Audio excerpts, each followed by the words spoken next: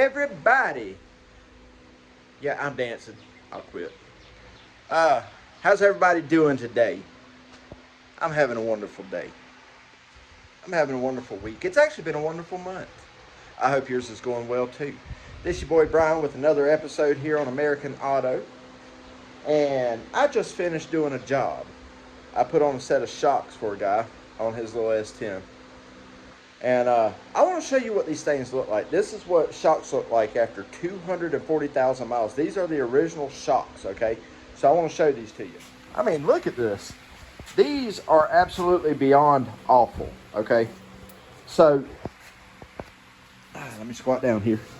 This is a front, okay? Watch.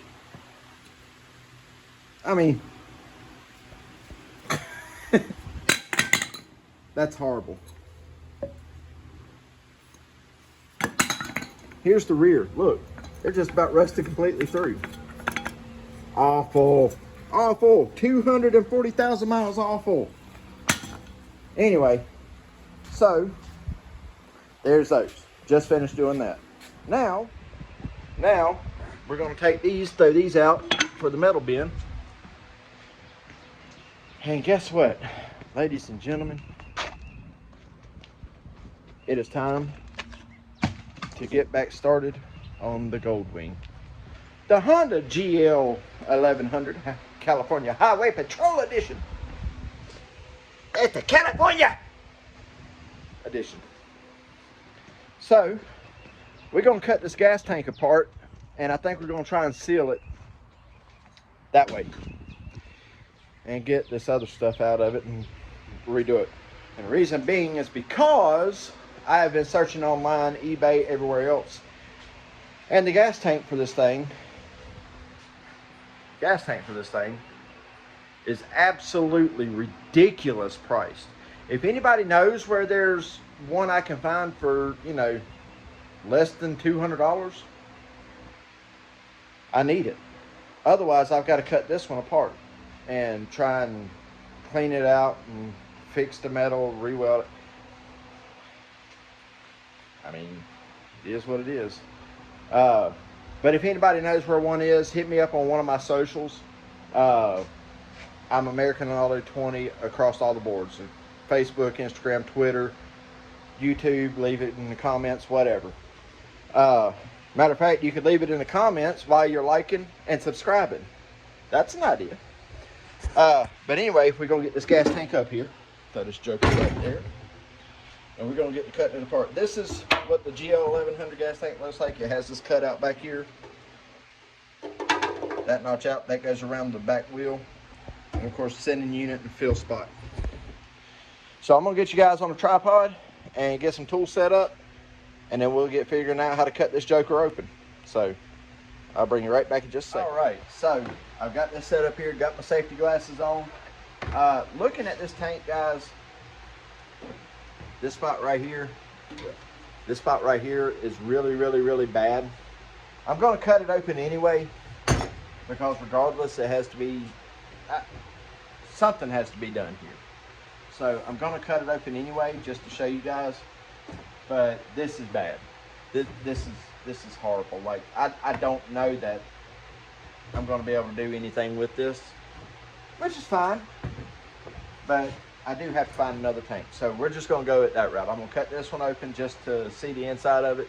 But primarily, oh my God, primarily we need to find another fuel tank for this motorcycle, which is going to be fun. But anyway, so earbud warning, this is going to get loud.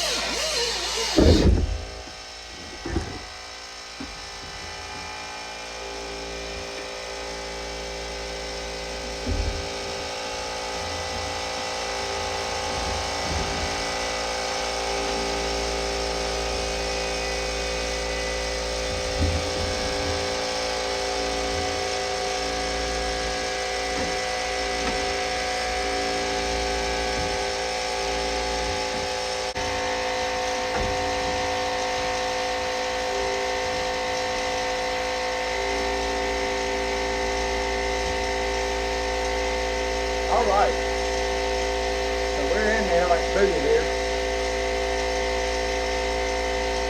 And I want to show you guys this.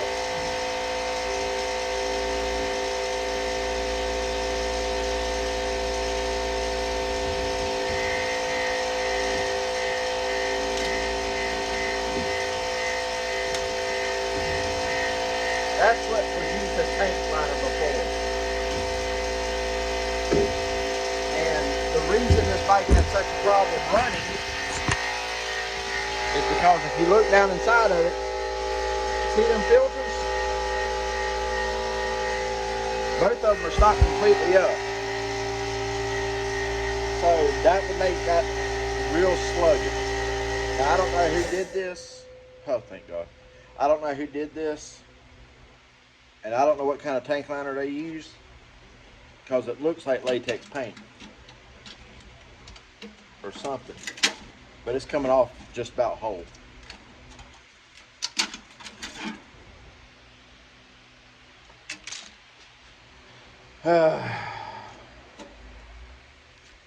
Anyway, so I'm going to try and get all this peeled out and figure out what I'm going to do next.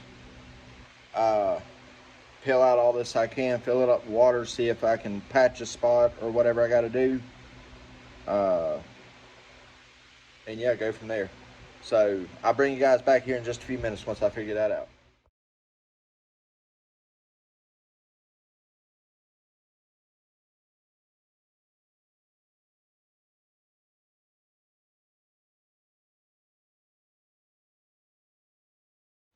So what happens, they sell a tank reseal kit, okay, just for situations like this. And it comes in a 3-step process. Now, I've sealed tanks before for Model A's, Model T's. You know, it's not a hard job to do. But you have to be cautious of your fuel screens and stuff like that in the bottom of the tank. Now, there's a way that could have been sealed without ruining the screens, but the people that did it obviously took no kind of care or concern when they done it. Now, I'm not going to call them out because I know who done this tank. And they're a very reputable motorcycle shop in the Tri-Cities. So, I don't understand why they did this, but whatever. So, anyhow, they sell the kit in a 3-step process. It's the rust inhibitor, rust neutralizer, and then the tank seal. Those 3. And you have to follow the directions and follow instructions unless you've done it several times. But it's a matter of putting the stuff in after you get all the rust taken care of and all that. You put the stuff in, rotate the tank, make sure you get good coverage, drain it back out, let it sit and dry. That stuff takes time to cure. Obviously, they let it cure with obviously they just put the liner in and didn't even bother inhibiting the rust, because that's where the main part of the problem came from with it, aside from the fact that they had the screens completely stopped up. I don't know how they got this bike to run, but I was talking to the guy that owns the bike, and he was saying that he vaguely remembers his dad ever riding it after he got the tank fixed. So there's a possibility with that. It's been years. But anyway, so that being said, we're on hold with the gas tank until the new one comes in. Once the new one comes in, we get to throw the back wheel back on this thing. We get the back wheel on there to make it mobile again. In the meantime, I have other work to do. I have a lot of cleaning I have to do on this, so that's what we're going to go ahead and do. I may pull the engine and trans off of the frame to get a good deep clean on it. I'm not real sure. I know he's itching to get his bike back, but it's still going to be a while. But guys, the main thing is we got to get doing body work on the fiberglass saddlebags. That's going to be fun. Sand it all down, take the lights off, fill in where the lights go, that kind of stuff. So yeah, so comment, like, subscribe to the video. Okay, mainly subscribe. A comment would be nice. Liking the video would be nice. So that way you can stay in tune with what all's coming. So the workload is getting down. My customers are happy. Their work comes first before YouTube.